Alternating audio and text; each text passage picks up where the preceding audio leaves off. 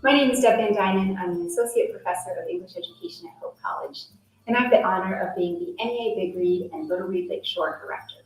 The NEA Big Read Lakeshore and Little Read Lakeshore programs are month-long community-wide reading programs focused on the reading of a common book. This year, because of COVID, we've switched to a mostly virtual program. We're excited for the possibilities that this presents us as we can expand our audience's scope and reach, as well as our ability to connect with speakers and experts that are beyond our geographical reach. Thank you for joining us this year as we explore Nathaniel Philbrick's In the Heart of the Sea and Marcia Diane Arnold's Galapagos Girl, Galapagos. We hope you enjoy these events and learn lots about the book's topics and themes, as well as issues and important questions in our world today.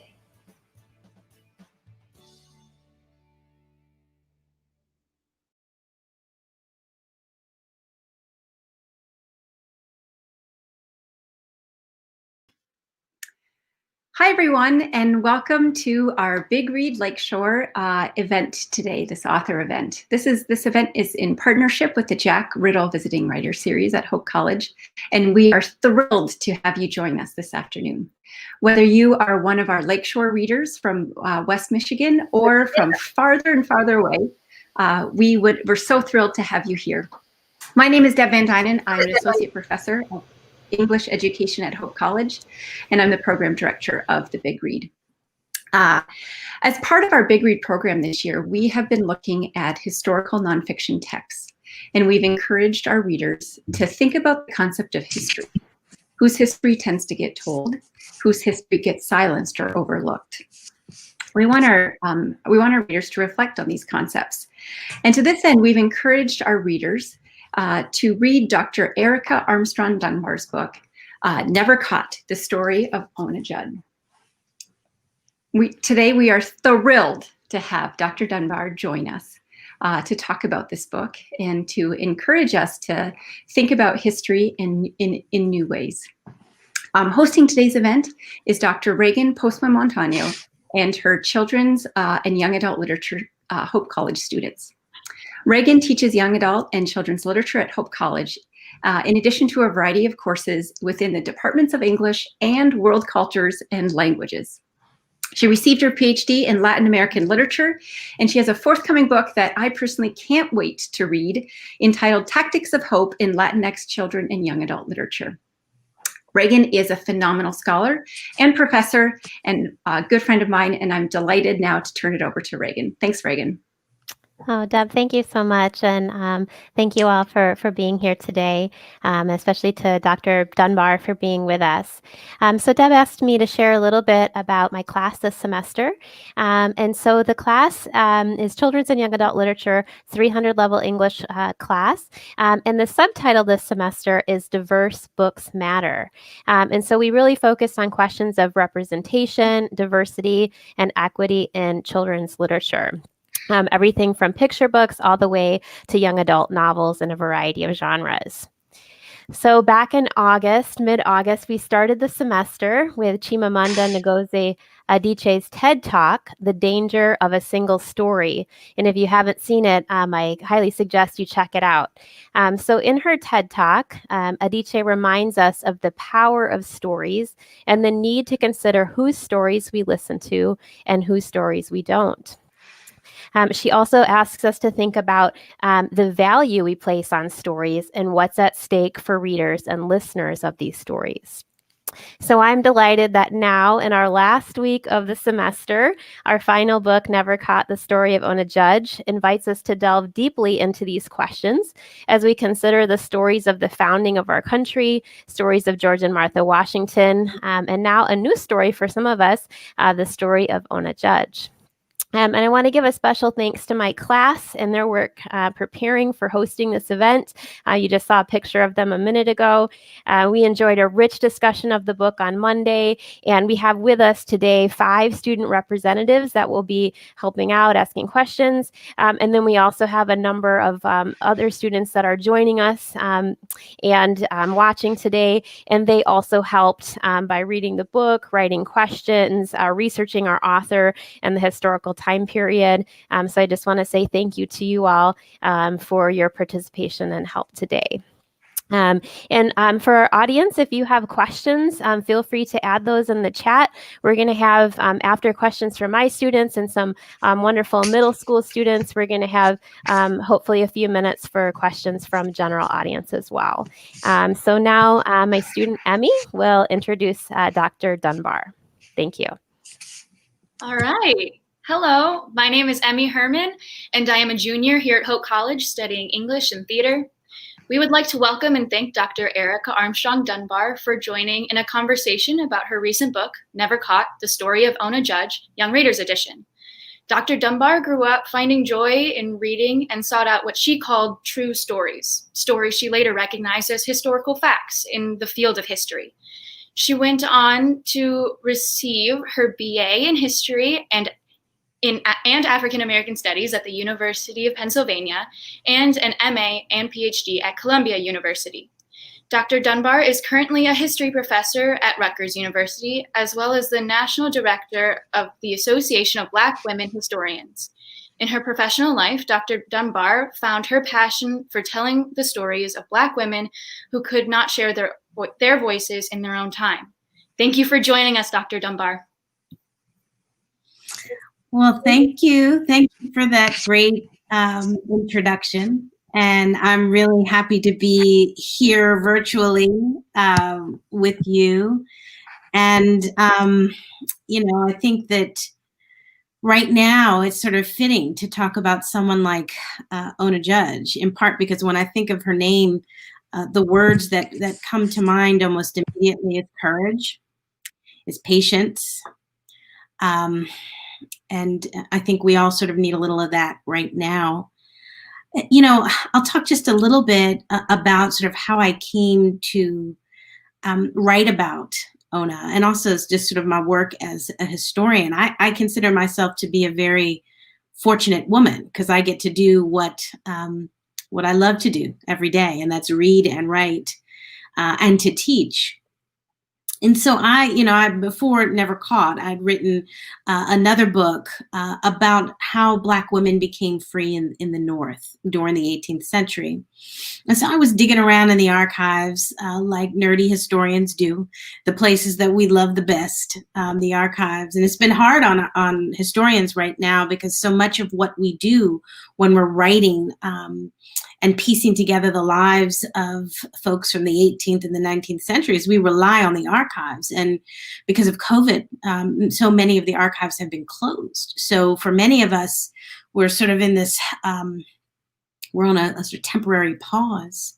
But I was in the archives and I was trying to sort of get a little information on everyday life for 18th century Black women. And this is, as I said, for my first book.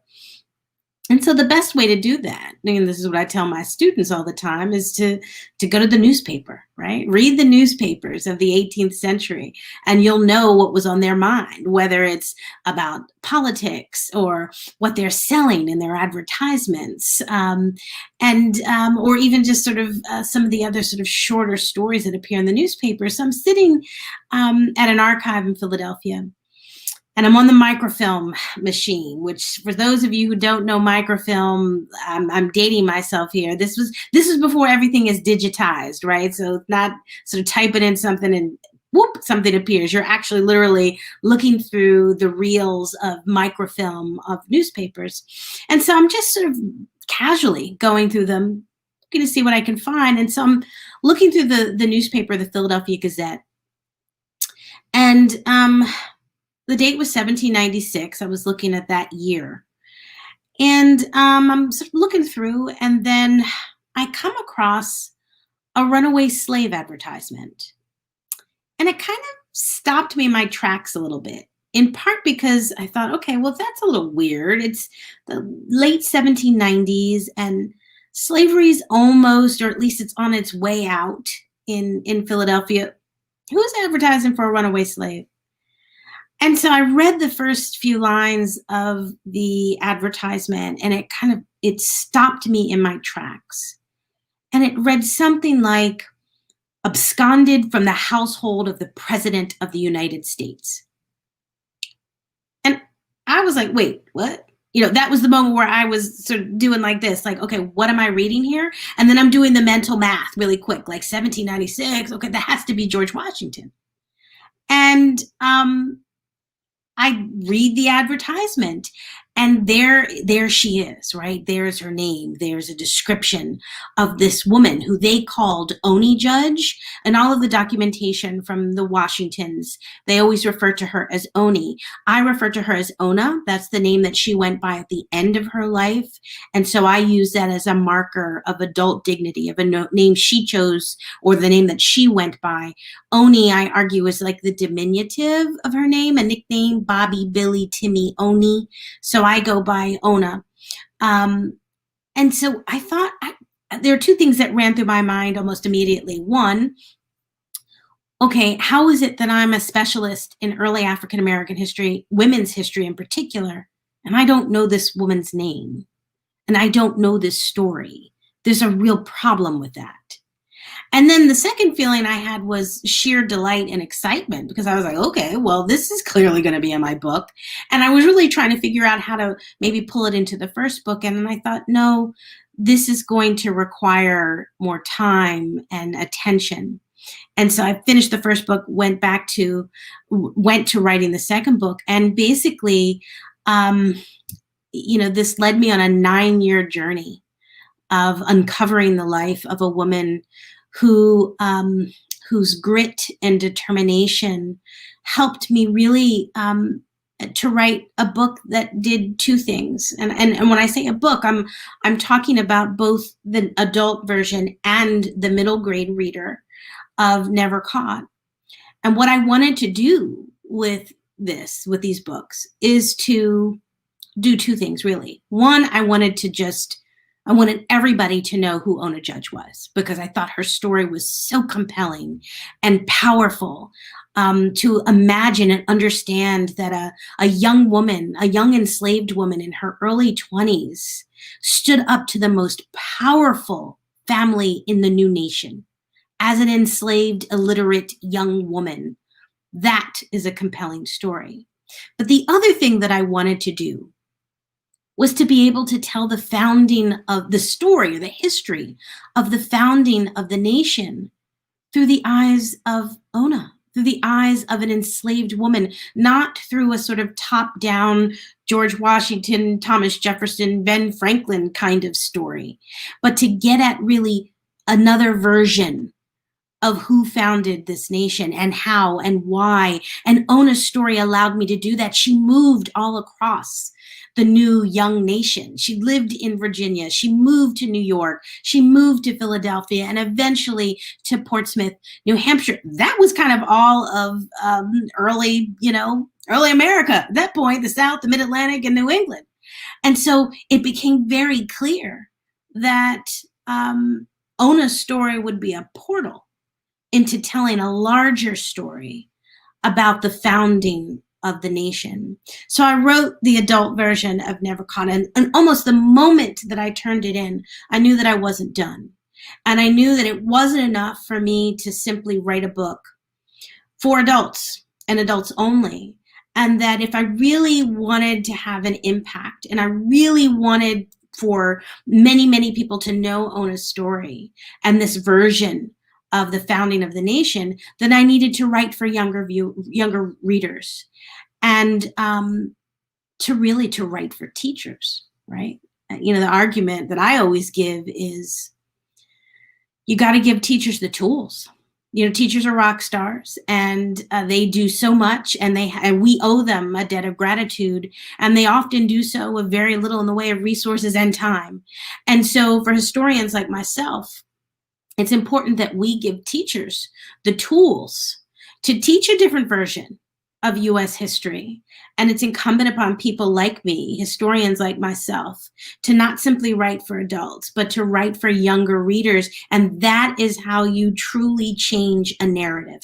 That is how you have a new generation of Americans thinking differently, and not just Americans, because what I will say is that this book is in the middle of being and has been translated in multiple languages, Korean, Chinese, Japanese. It's so this is not just for young readers from the United States, but across the world, that if we truly want to start to change our narrative, then we have to begin with younger readers who are hitting US history for really the very first time.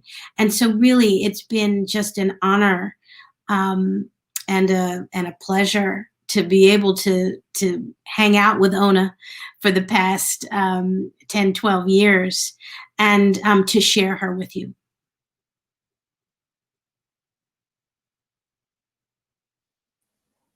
Wonderful. Thank you so much, Dr. Dunbar, for sharing with us that wonderful introduction to the book. Now my class has a few questions for you, and then we'll be hearing from some middle school students as well. So I think, Paige, you have the first question, and we'll hear from Dr. Dunbar, and then we'll have a few more questions from my class. Hi, I'm Paige. I'm also a junior at Hope College, and I'm studying psychology and English. And my question for you kind of focused on the process of the book, but since you just spoke about that, what was like the emotional consequences of doing this work for you, and what kind of emotions did you experience as you went through the process of writing this book? And thank you for that, because we often don't think about what the sort of toll of writing history, right?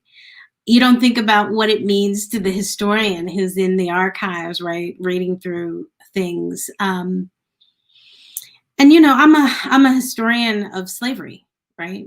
And so I see and read quite a bit that is absolutely devastating. And the sort of trauma of slavery, I've learned to live with as someone who writes, who works on this. Reading through the logs and the account books of the Washingtons really filled me with sort of two different feelings. One, I was excited every time I saw Ona's name in a record, giving money for shoes or stockings or what have you. And this is really important because we know that Ona could not read or write, and therefore did not leave behind written testimony of her own, right? So every time I would see her in a document, I'd get a little giddy, a little excited in my seat. But then as I would read, deeper into the records, you bump up against the violence of slavery. So, I might see very shortly after a notation about Ona, a notation about giving money to enslaved men for their teeth that George Washington used in his dentures.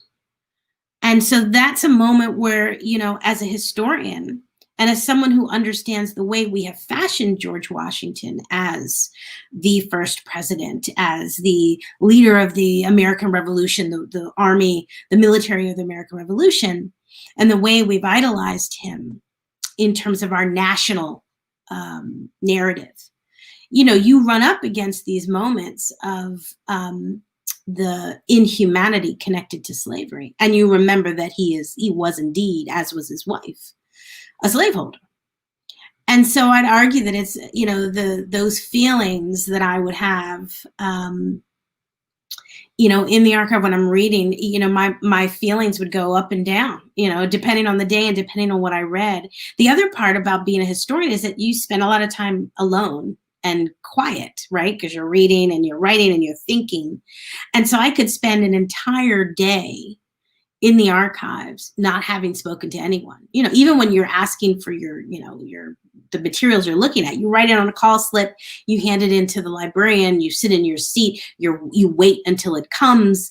And so you could very easily go through an entire day without saying a word to anyone. So there's a little bit of isolation that also comes with the work of history. And so I've learned how to juggle those feelings because, there's great trauma in slavery, but I tend to prefer to hold on to the amazing ability survival. That to me is, that's the hope, the optimism that gets me through the kind of emotional difficulty connected to the study of slavery.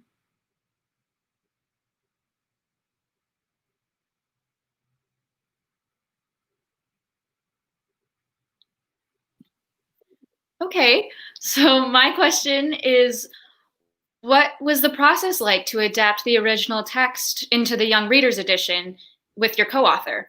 What kind of challenges did you experience, and what decisions did you have to make as you Thank adapted you, the Emmy, for the text? question. I'm not gonna lie, it was hard. I'm not really accustomed to writing with other people. Most historians, as I just said, we spend all our time alone. We write alone. That's a sort of typical experience. But I knew one thing when I made the decision that I wanted to adapt this for younger readers.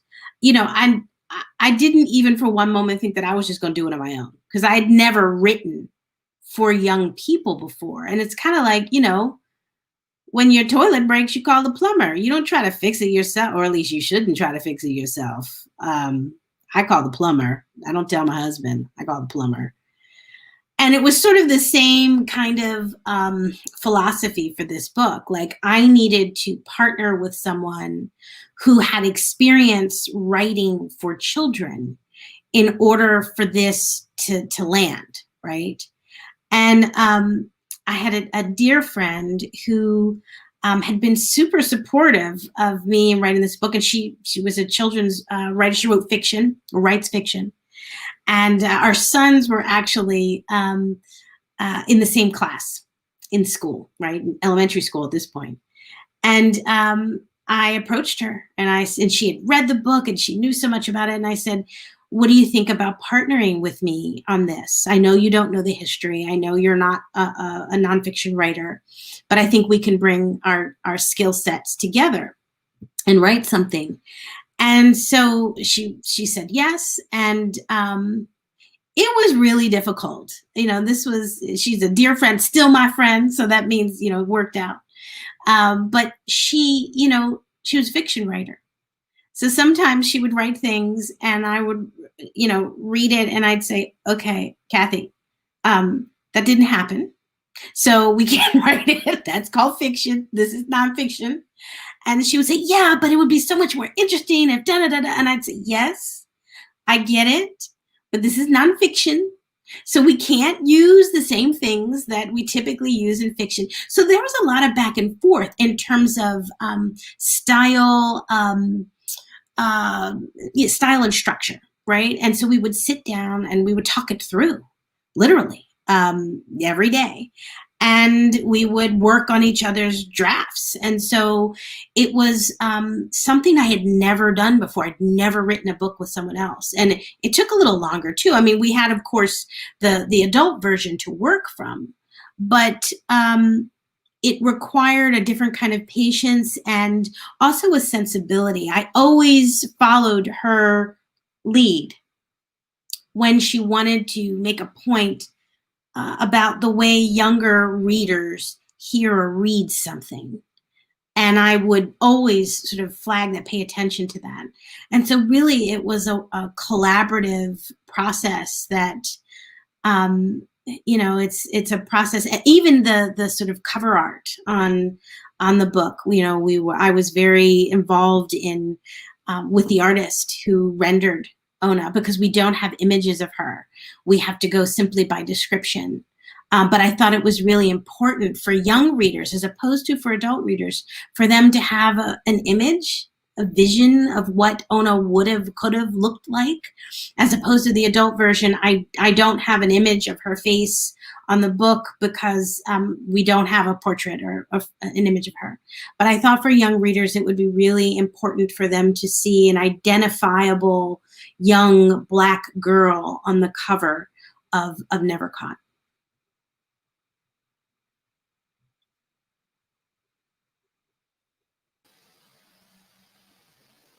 Good afternoon, Dr. Dunbar. My name is Dove Emerson. I'm a senior here at Hope. And I will be an educator within the next year. I can assure you that Hooray. Never Caught will be on my shelves. it just really inspired me, and I know that kids will gain a lot from it. So, as a historian, could you tell us a little bit more about how the abolitionists gained their footing in society to preach against the wrongfulness of Yeah, slavery? I mean, that's one of the things I wanted to do with Never Caught. There were multiple stories that I wanted to tell within Ona's life. And really, her arrival in Philadelphia in 1790 is sort of an important moment for the abolitionist movement. That the early abolitionist movement of the 1780s, 1790s begins in places like Philadelphia and Boston in ways that are really forcing the nation, or at least parts of the nation, to rethink the institution of slavery. And so by locating Ona in Philadelphia in 1790, at a moment in which slavery is sort of breathing its last breath, if you will, she is automatically connected to the abolitionist movement, right?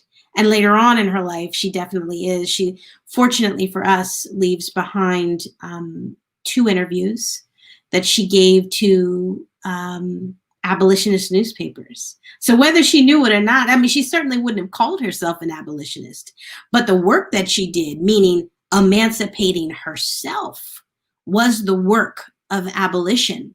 And so what we're able to track and see during Ona's lifetime is that she's sort of born at a moment in which abolition is starting to be talked about, right? She lives through, as a young child, through the American Revolution, a moment in which, there's conversation about freedom and democracy and what the ideal of freedom should be, right? She's coming of age and she's hearing this conversation at Mount Vernon. And then, of course, that conversation doesn't end once the revolution is over. She hears it all the time in places like Philadelphia.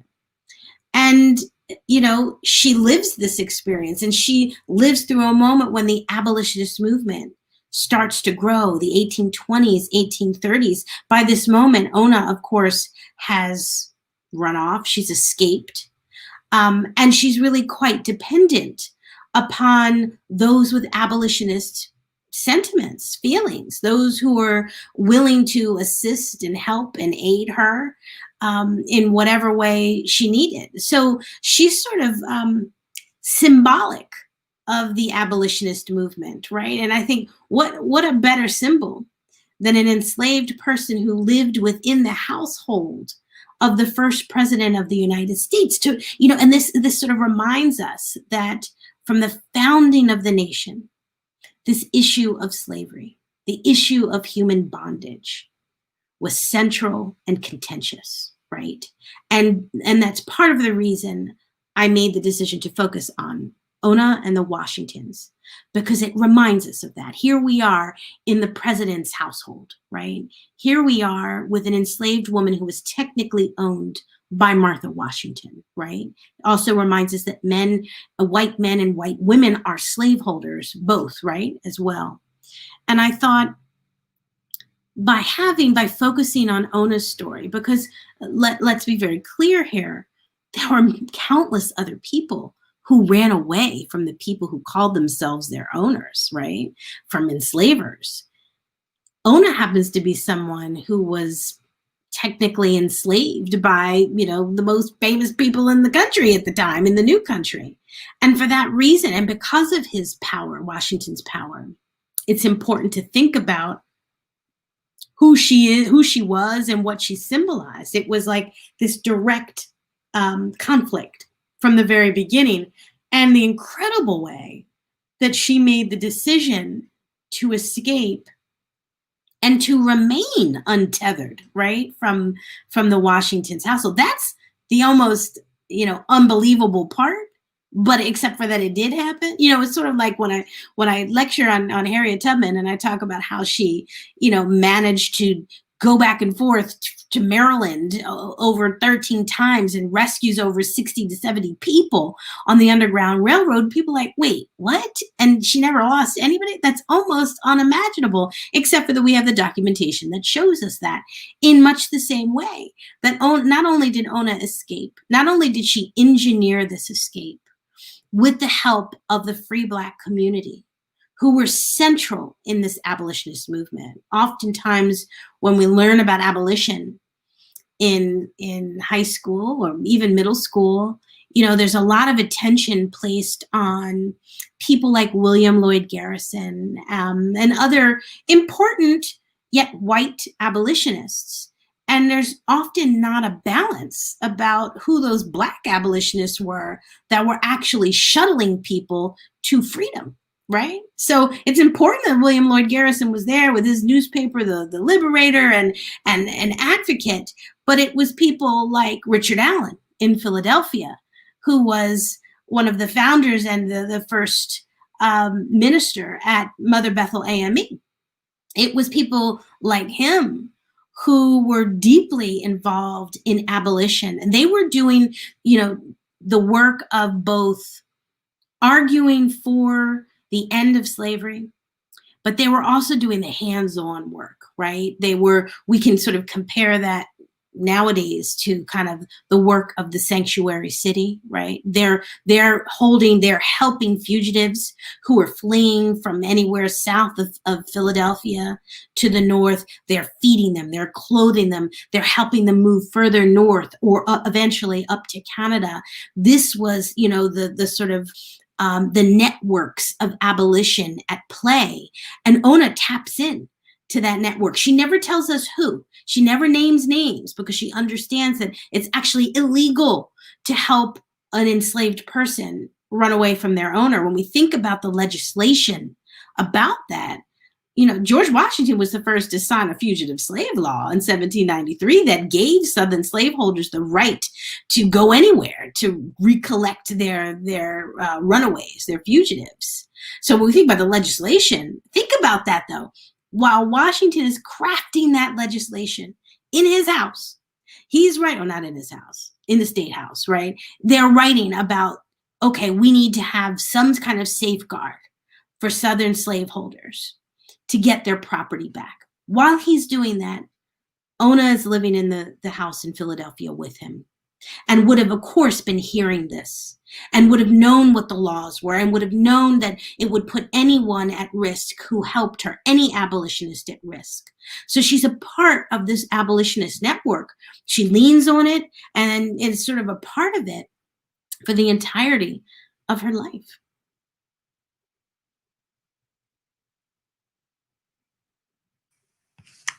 Thank you so much, Dr. Dunbar. I'm Adriana Mirabelli. I'm a senior here at Hope. I'm studying English and biology. And my question for you is, how would you encourage white readers to engage in uncomfortable conversations when reading and discussing your book? And on the flip side, what might you say to young Black readers as they read and discuss your book as well? Thank you for that question. I don't actually think that I wouldn't teach it differently to anyone based upon race or gender or national origin or what, I think that what anyone understands, the topic of slavery is difficult, no matter if you're white or Black or anything else, right? That for different reasons. What I will say is that there's a sensitivity and sensibility that has to accompany this kind of conversation, right? And what I would hope that all of my young readers would do is to remove themselves, to try to attempt to remove the personal while they're reading this history, right? And so that in some ways that relinquishes you from certain responsibilities, whether that's a feeling of guilt or of mistaken guilt based upon skin color. So, okay, I'm white and these are white people who enslaved Black people. Oh, guilty, right?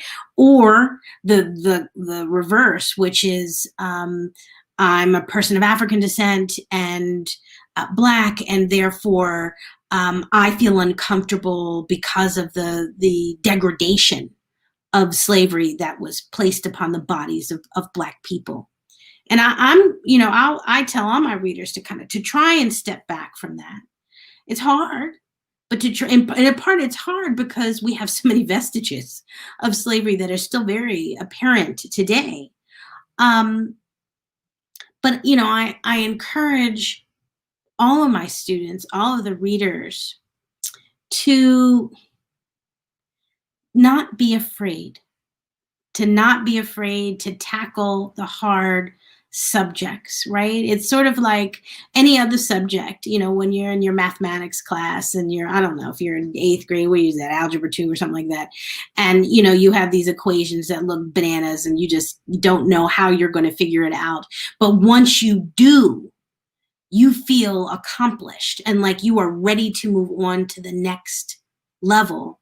And I argue the same is in play for history, that when you tackle the subject of American slavery, and until you tackle it, you can't really understand the rest of U.S. history, period. I'd argue sort of other histories as well, but we'll focus on U.S. history. You can't understand the late 19th century if you don't understand slavery. You can't understand the 20th century. You can't understand why there was a need for voting rights legislation and civil rights legislation in the 1960s, 100 years after the end of the Civil War, if you don't know the history of slavery. All of it, it's the long kind of narrative arc of history, and slavery is a tough one. There's no way around it. It is, as many call, the original sin of the nation. And I think instead of maybe getting caught up on that, I think we're at a moment now in this nation where we need to understand it, accept it, and move beyond. Look at the history, understand it, and look at how the vestiges of that history still impact us today. When we think about things like we're in the middle of a social justice movement that focuses on Black life. Where did that come from? Not out of the blue. That there are vestiges from the degradation and inhumanity of enslavement that was centered upon race and color that we have seen play out over the centuries, even once slavery was gone. Why do we have a global movement for Black life? This isn't just the United States, but why is it that when George Floyd is murdered in the summertime, that you see tens of thousands of people in the cities, in small towns, in London, in Australia, who are marching in the streets saying, wait a minute, Black life matters? That comes directly from the lack of value placed upon Black life during the institution of slavery. And so it's the reminder, as I say as a historian, if you don't understand the past, you don't know your present, and you have no hope of making things better in the future.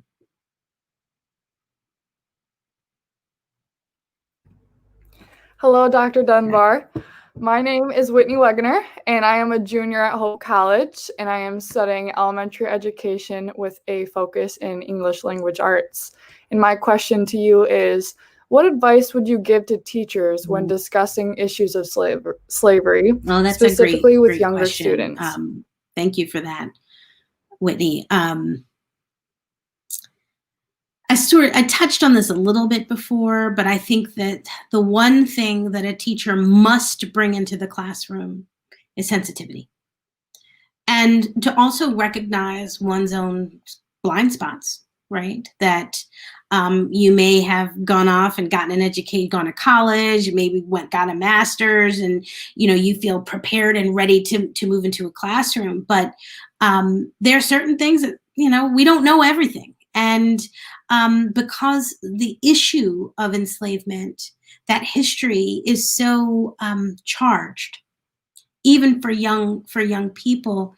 It's it's a situation where you must thread the needle, because if you don't, you're going to get some calls, or worse yet, really sort of traumatize some kids. So my first, these are my sort of requests or suggestions to teacher. Don't ever role play slavery. That, it comes up, I hear it over and over again. It's never good. Don't do it. Talk about it, but never ever ask your students to engage in some kind of role play. That always goes wrong, and always places a burden on young people who are not yet old enough and mature enough to understand the complexity of slavery. My other suggestion would be, and this is more for not simply elementary ed students, but for middle grade teachers. And I'm going by sort of my experiences in the past, and also things that I've had to deal with my own kid in school. We all love read alouds, right? We love, as a teacher, we love to have our students engaged in reading out loud. But I'd argue that for situations or texts that are highly charged around the institution of slavery, it's never a good idea. It's just not. The teacher can find and should step into spaces where they're reading aloud, right, as the voice of authority, and to be very selective, right, with the passages that are chosen to read aloud. It's never, I think, great. And if you notice, with my book, with Never Caught, it was very important to me that we were as honest as possible. For so many years, teachers or school districts said, well, we can't really do this. We can't teach slavery to young children because it's too much. They're not ready for it. But I don't know about you. I see what kids look at these days, whether it's cartoons or TV, whatever, the violence that is unfortunately almost normalized, whether it's in video games or music videos or whatever.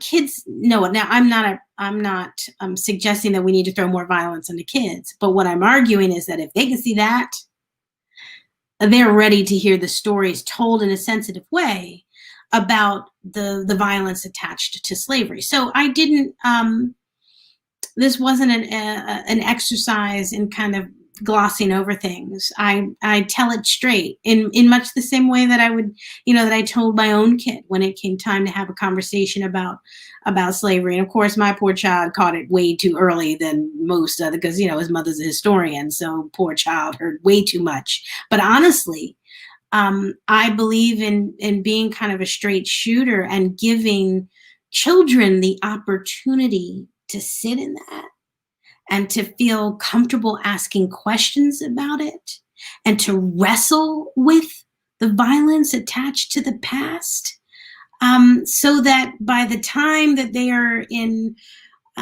middle school and high school, my hope is that they've wrestled with it enough to become better human beings, so that the decisions that they make as teenagers and then as adults are informed by empathy and are informed by a knowledge of the past that would hopefully prompt you to want to be a better person than the people who lived before you.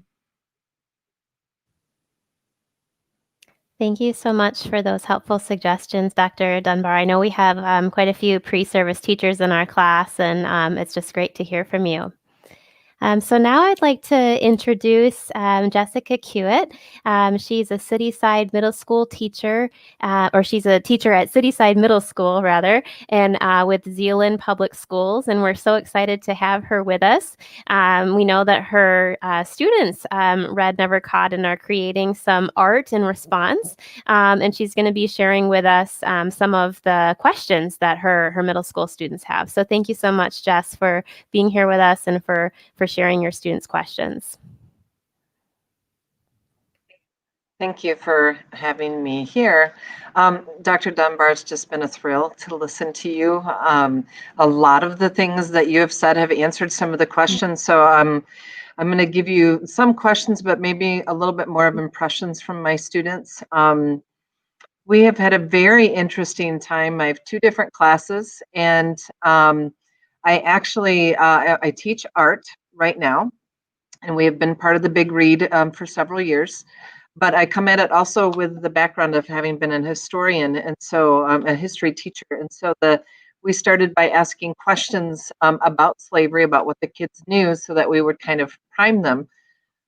But what I did not anticipate, and I'm sure that you may have had some experience with this, the young people in my room who are of African American descent often have a much larger amount of knowledge about slavery than my white students. And so as we began our discussion, we got in it very quickly and very deeply in one class, because one of my students would say, well, yeah, that's true, and blah, blah, blah, blah, blah. And I'd be like, oh, I wasn't planning to talk about that quite yet, but yes, that is true. And just the depth of knowledge that he had as a young Black man, because families have to educate themselves when we are not educated in the classroom.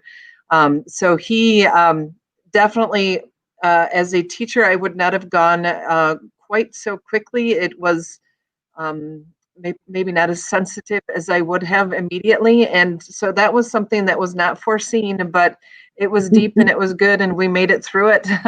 And I just say to the kids, if kids could live through this, you can hear about it. It sounds like you had a little bit of, it's yeah. a situation when you have, back when I was in elementary school, they'd have the vertical classes where you'd have like 2nd and 3rd grade together in the classroom.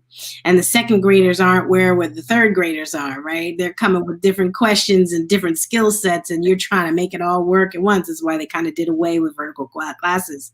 But, I think your comments speak to my earlier point, which is that these kids are ready for it. That students are ready to have the conversations, and that it does put a significant onus, a responsibility in the laps of educators, right? Because educators serve as the guides, right? They're the guides who are going to, at a critical moment in time, especially middle school, God bless middle school teachers, because that's a calling that I know I do not have, right? And for those who do, just power on, all respect to you. But it's also, we thought about that when targeting a middle grade readership, because in addition to this being very difficult information, it's also being delivered at a time in their life when middle school students are learning so much about themselves, right? And they're transitioning from childhood to some kind of tween teen experience, and dealing with so many kind of social dynamics and educational dynamics that play out at that age, and so I sort of think that in many ways it reminds us that they're ready to grapple with the tough stuff, but people are just coming at it at different moments in different intersections, right? And I'd say that it's important when it may appear as though some of your students, the majority of maybe of your Black students, are more educated about some of these topics, not to lean on them, right, as the to basically reverse the role, right, and place them in a position of having to teach others. That's the long-standing issue, especially for Black students who are in predominantly white institutions or predominantly white school districts, where they may be the only one or one of very few in a classroom. Then, the slavery segment comes up and the teacher says, well, what do you think, Jameer? And everybody turns and looks at Jameer like Jameer is supposed to be the teacher. And Jameer may know something because he went to Sunday school or his mama and daddy told him something about it. But, ultimately, even as much as he knows, he's still a child and still doesn't know what he should know. He's there to learn. And it's such a balancing act. I have such admiration for people like you, Jess, and others who are, you've tackled this in terms of history and art and to see them, to have, I'm really interested to hear what you have to say about tackling this through the lens of art and creativity, because I think that tells us a lot about how kids respond. Right. Right. I do have a couple of questions for you from my students. I know you gave us a really solid answer about why Ona kind of became the focus for a book. But my students, in listening to them, they asked the question, well, why Ona? But I got the sense that their question was, there's so many other stories out there too. Are there more books coming? Are there more people who are interested in writing books? There are so many enslaved people whose stories have not been told. And maybe in combination with that, a second question, which is, I know you've talked about archives, but what about, like the bioarchaeological record and different types of non-print sources? Yeah. Like, how do we get in there and dig into this massive group of people who are a huge part of our country, but who do not have a voice right now? Ooh, those are great questions. I'll start with the first one about kind of sort of why Ona and what about everyone else and additional stories. I think it's a great point because, at the time of George Washington's death, there were over 300 enslaved people living at Mount Vernon. So why tell her story? And also, to be clear, Ona was not the only person to run away from the Washingtons, right? There'd been other enslaved people who had done that. And, my feeling is I want all the stories to be told, but I also know that more than likely they won't be, in part because of the archival record, in part because, there are some people's names we're only going to know a name and very little else. Ona gave me the opportunity. It was her story. It was her unique experience as, the kind of go-to enslaved person owned by Martha Washington that allowed me entrance into their world and also allowed her experience to be documented, right? And so, my hope and what I've seen in terms of the profession of history is that more and more of these kind of hidden figures, right? That's the phrase we're using these days, right? These hidden figures. I always argue that, people aren't hiding in the archives. They just wait to be found, and that oftentimes their lives were purposefully obscured or omitted. And I just think that with technology and time, more and more stories are going to be available to help us balance history, right? And that's not just from the sort of African American or African American women's experience. It's when we think about the number of women who left behind records and how many were unable to read and write in the 18th century, it means that the majority of women who left behind documentation were wealthy and had the opportunity to learn to read and write.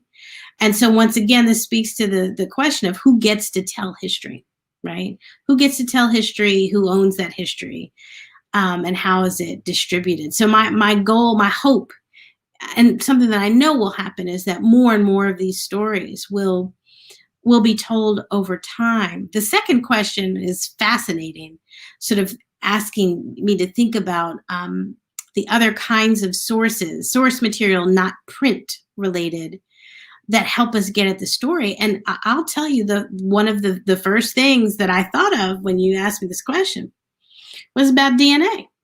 Right? We never sort of think about science and the influence of science on and technology on history, or at least telling the lives of people of African descent. But I'm thinking about, my colleague, Annette Gordon-Reed, who wrote the Pulitzer Prize winning book about Thomas Jefferson and Sally Hemings. Mm. And when she wrote that book, everyone was like, oh, how dare you write a book and suggest that Thomas Jefferson had sex with his enslaved teenager and, blasphemy, all of that. And then DNA was like, oh, but he did. So years later was like, Yeah. And so the DNA sort of tells us more, fills in those spots about the story, about history. And I'd argue we're actually seeing the commodification of that through something like 23andMe and Ancestry.com, right? And what we're seeing is people are actually filling out their own family backgrounds by, digging a little swab and going in their mouth and then sending it in, and then voila, you have a whole bunch of hits in terms of where you're from and people you might be related to. And to be honest, this is helping with sort of telling the story about enslaved people who were unable to leave behind records by their own hand or testimony. Very interesting. Okay, and let's see, I have one more question. Oh, I have a question from one of the young men in my classroom, which is, what is it like for you to be a successful Black woman in your community?